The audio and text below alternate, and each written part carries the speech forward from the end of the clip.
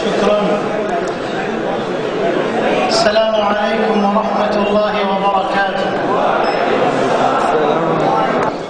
سلامي على أهل الحديث، سلامي على أهل الحديث، فإني نشأت على حب الأحاديث من مهدي.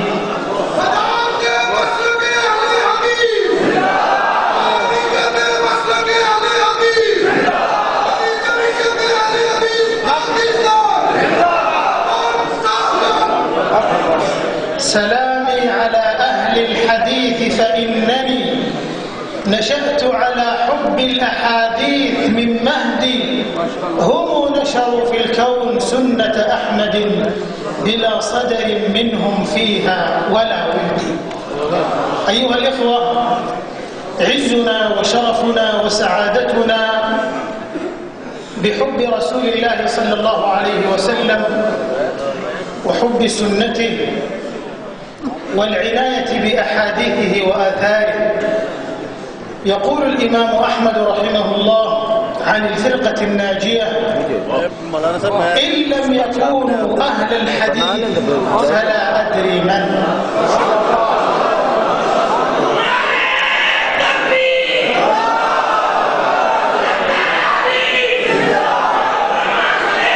الصورة تبقى الصورة.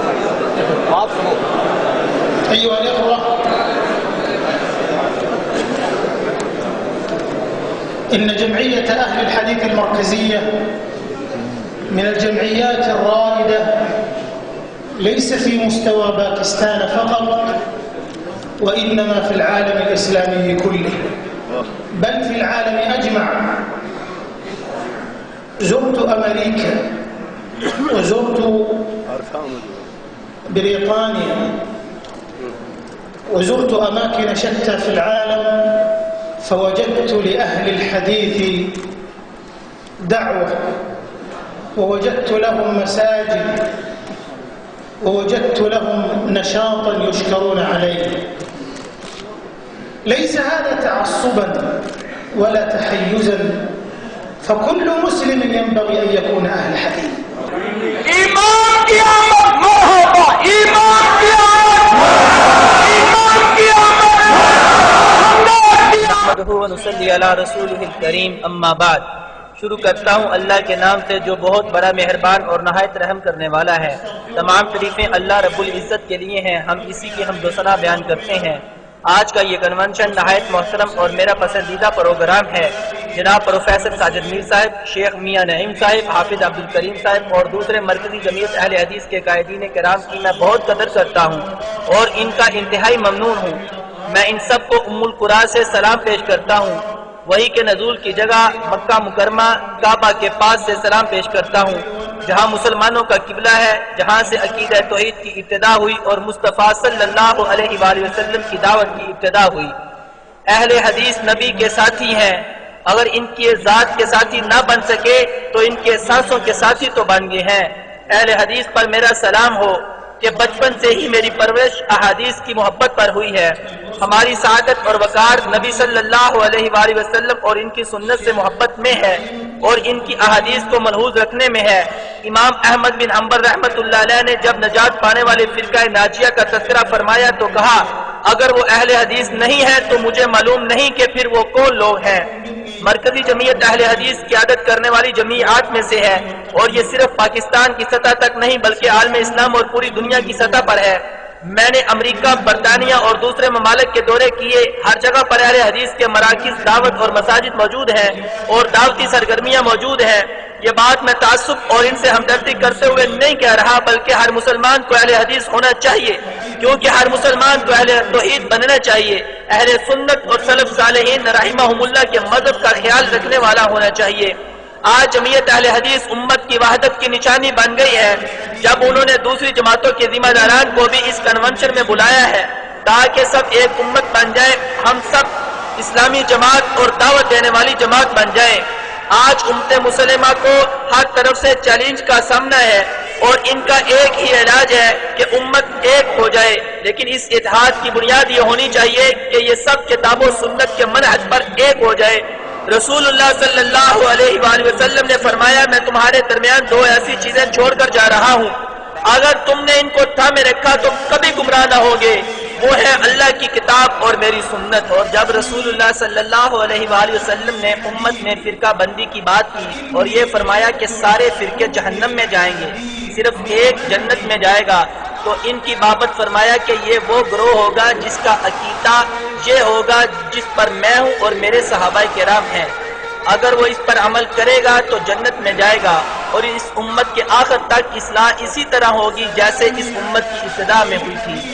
میرے خیال میں جمعیت اہل حدیث امت اسلامیہ کو ایک کرنے میں اہم کردار ادا کر رہی ہے، اور اللہ ان کی کوششوں میں برکت فرمائے اور اس کے قائدین کو خوش رکھے، کیونکہ وہ اللہ کی توحید کی دعوت دیتے ہیں کہ اللہ کی عبادت کرو، تمہارا اس کے سوا کوئی معبود نہیں ہے۔ ان کی عزت و شرف اور فخر کے لیے یہی کافی ہے کہ وہ اتباع سنت کی اس دور میں دعوت دے رہے ہیں جب راستے متعدد ہو چکے ہیں، جبکہ اللہ کا فرمان یہ ہے اور بے شک یہ میرا سیدھا راستہ ہے، اسی پر چلو اور دوسرے راستوں پر مت چلنا، وہ تمہیں تار تار کر دیں گے۔ یہ تمہیں اللہ کی وصیت ہے تاکہ تم متقی بن جاؤ۔ یہ لوگ سلف صالحین کے طریقے کی دعوت دیتے ہیں جبکہ بدعات اور شریعت کی مخالفت عام ہو چکی ہے، ہر بندہ اپنی رائے کو بہتر سمجھتا ہے۔ ان حالات میں اہل حدیث کے لیے یہ بات باعث شرف بھی ہے اور اس کے ساتھ بہت بڑی ذمہ داری بھی ہے۔ اصل بات یہ ہے کہ حدیث، سنت اور سلف کا منہج کسی ایک فرد یا جماعت کی نہیں، سب کی ذمہ داری ہے۔ ہم تمام مسلمانوں کو ان کے مسالک سمیت دعوت دیتے ہیں کہ وہ حق پر اکٹھے ہو جائیں تاکہ ہم سب ایک امت بن جائیں۔ اللہ تعالیٰ نے فرمایا ہے اور بے شک یہ تمہاری امت ہے جو ایک ہی امت ہے اور میں تمہارا رب ہوں، سو مجھ سے ڈرو۔ مومن تو بھائی ہیں، بس اپنے دو بھائیوں کے درمیان صلح کراؤ اور اللہ سے ڈرو تاکہ تم پر رحم کیا جائے۔ اور مومن مرد اور مومن عورتیں ان کے پاس بعض کے دوست ہیں، اس کی طرف رجوع کرتے ہوئے اور اس سے ڈرو اور نماز قائم کرو اور شرک کرنے والوں سے نہ ہو جاؤ، ان لوگوں میں سے جنہوں نے اپنے دین کے ٹکڑے ٹکڑے کر دیے، اور کئی گروہ ہوگے، سب گروہ اسی پر جو ان کے پاس ہے خوش ہیں۔ اس لیے یقیناً یہ ایک دعوت ہے، خود ساختہ ناموں اور نعروں کے بغیر کتاب و سنت کو مضبوطی سے تھامنے کی دعوت۔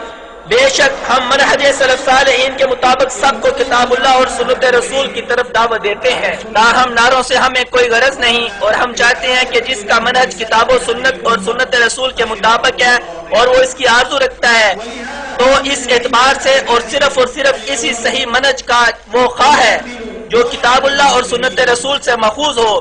وہ بندہ جو اپنی نجات چاہتا ہے وہ ایک خیر خواہ کی باتوں کو غور سے سنے اور اپنے تمام معاملات میں وحی کے ساتھ تمسک کرے اور پاگلوں کی چکنی چپڑی باتوں کی طرف دھیان نہ کرے۔ یہ امت کے فتنے ہیں اور اس کے لیے چیلنجز ہیں جو اس کو دائیں اور بائیں اطراف کو لے جاتے ہیں۔ اللہ تعالیٰ نے فرمایا اور اسی طرح ہم نے تمہیں سب سے بہتر امت بنایا تاکہ تم لوگوں پر شہادت دینے والے بنو اور رسول تم پر شہادت دینے والا بنے۔ اے میرے دینی بھائیو، اسلام کی دعوت کی بنیاد توحید اور سنت پر قائم ہے، اور یہ ضروری ہے کہ حصول علم کا اہتمام کیا جائے۔ لوگوں کو جذبات و جوش سے دعوت دینا کافی نہیں بلکہ علم ضروری ہے۔ اللہ تعالیٰ نے فرمایا پس جان لے کہ بے شک حقیقت یہ ہے کہ اللہ کے سوا کوئی عبادت کے لائق نہیں، اور اپنے گناہ کی معافی مانگ، اور مومن مردوں اور مومن عورتوں کے لیے بھی، اور اللہ تمہارے چلنے پھرنے اور تمہارے ٹھہرنے کو جانتا ہے۔